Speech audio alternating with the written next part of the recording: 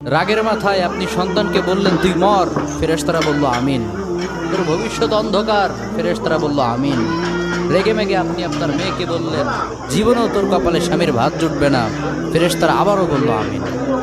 আচ্ছা, আপনি না সেই ব্যক্তি যে তার নিজের জীবনের চাইতেও সন্তানকে বেশি ভালোবাসেন?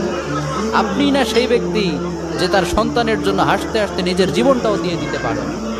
আপনি না সেই ব্যক্তি যে আল্লাহর কাছে নিজের চাইতেও সন্তানের জন্য বেশি দোয়া করে?